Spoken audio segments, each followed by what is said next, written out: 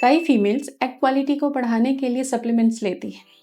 कई तरीके के, ज़रूरी नहीं है कि वो गोली के फॉर्म में हो, डाइट के फॉर्म में भी होते हैं, लेकिन अननोइंगली वो ऐसी चीज़ें भी खा रही होती हैं साथ में जिससे कि एग क्वालिटी ख़राब होती है।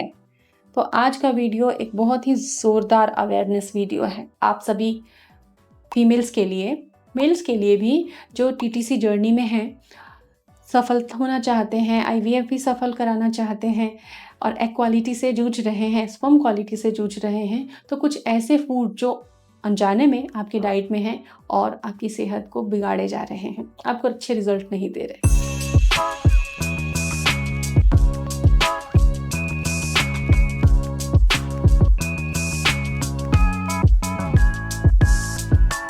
Dear viewers, welcome to Prerna's fertility care. अब आप चैनल के मेंबरशिप को ज्वाइन कर सकते हैं।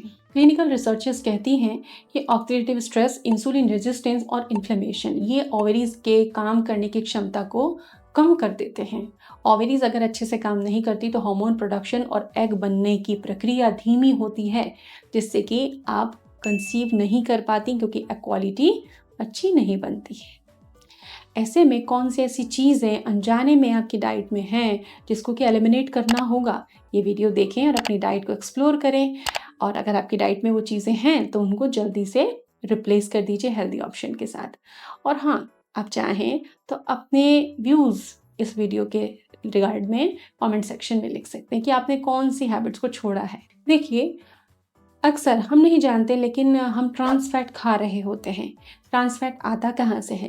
बेकरी की जितनी चीज़ें होती हैं, शॉर्टनिंग या लेंथनिंग से जो भी चीज़ें बनती हैं, ब्रेड है, बिस्किट है, केक है, पेस्ट्रीज हैं, सब में ट्रांस फैट होता ही है। तो इसको टोटल एलिमिनेट करना पड़ेगा। घर में आप एयर फ्राई करके नमकीन या मीठे स्नैक्स तैयार कर सकती हैं। दालों की जो पल्सेस हैं उनकी आप क्रैकर्स तैयार कर सकती हैं। सीड्स का आप क्रंची स्नैक तैयार कर सकती हैं।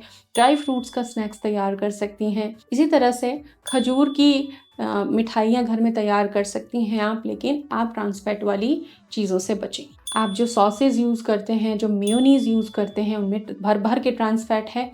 आप जो पैकेज्ड फूड यूज़ करते हैं उनमें ट्रांस फैट है, तो प्लीज़ इनसे बचिए ताकि आपको सफलता मिल सके। क्लिनिकल एंगल से ये ट्रांस फैट क्या करता है? ये बॉडी में इन्फ्लेमेशन बढ़ाता है और इन्फ्लेमेटरी कंडीशन में ओव्यूलेशन डिस्टर्ब होता ही होता है, हार्मोन इम्बैलेंस बढ़ता ही जाता है, तो इनसे बचिए। नंबर 2 है अल्ट्रा रिफाइंड शुगर एंड इससे बनने वाले फूड।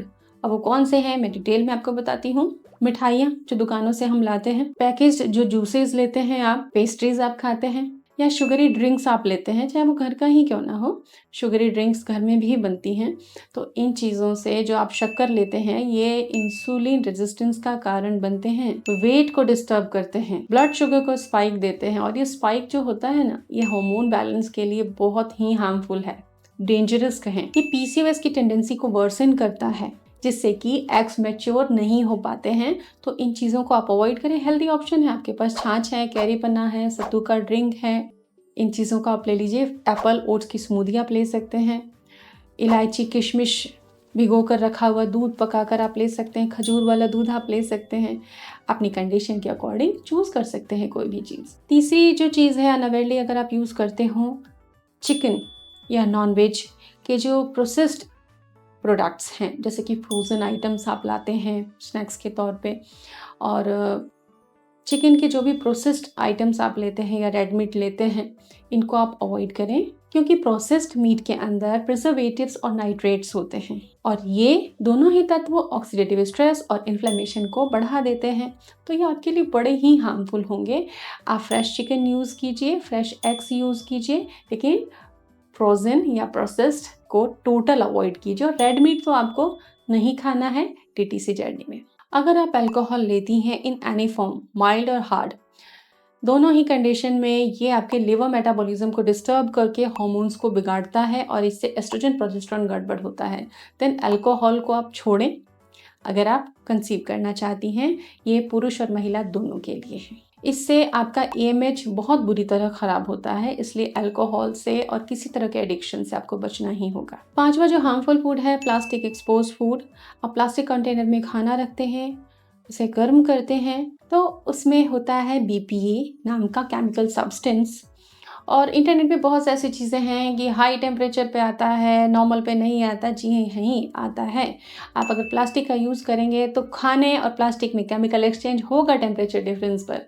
आप माइक्रोवेव करेंगे या फ्रिज में स्टोर करेंगे, ये हार्मफुल है, क्योंकि बीपीए जो होता है एंडोक्राइन डिस्रप्टर होता है। आपकी जो एंडोक्राइन ग्लैंड्स होती हैं उनके फंक्शन को डिस्टर्ब कर देता है, उनके हार्मोन प्रोडक्शन को ये डिस्टर्ब करता है।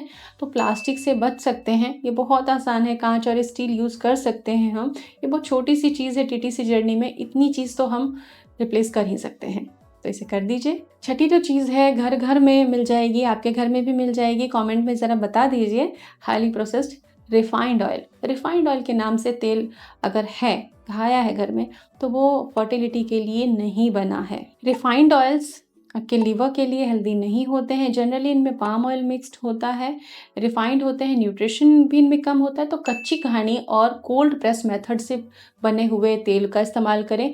Ground nut and soybean oil fertility के लिए मैं हमेशा मना करती हूँ आप सभी को, तो इन दो को अवॉइड करें। Mustard oil, olive oil, sunflower oil, इनका आप इस्तेमाल कर सकते हैं। कैनोला ऑयल भी ठीक है, वो भी चलेगा। कैफीन यूजेस, अगर आपको चाय कॉफ़ी की लत है तो याद रखिए कि आपके कॉर्टिसोल को डिस्टर्ब करके प्रोजेस्टेरॉन नहीं बढ़ने देगा। इम्प्लांटेशन फेलियर दे सकता है, स्लीप डिस्टर्बेंसेस देता है, आयरन एब्जॉर्प्शन नहीं होने देता और हीमोग्लोबिन आपका लो रहता है। और इस तरीके से ये हार्मोन का जो रिदम होता है ना, उस साइकिल को तोड़ता है। तो एक्सेसिव कैफीन नहीं, बहुत कम मात्रा में कैफीन का इस्तेमाल कीजिए, हो सके तो अवॉइड कर दीजिए, क्योंकि हम नहीं जानते कौन सी चीज़ के लिए हमारी बॉडी ज़्यादा सेंसिटिव है या कम सेंसिटिव है। तो अगर ज़्यादा सेंसिटिव हैं आप तो उसको टोटल अवॉइड करें। कुछ क्लिनिकली प्रूवन गाइडलाइंस मैं आपको देना चाहूँगी अगर आप टीटीसी जर्नी में हैं। नंबर 1, प्रोटीन की मात्रा बढ़ाएं, स्पेशली प्लांट प्रोटीन की मात्रा।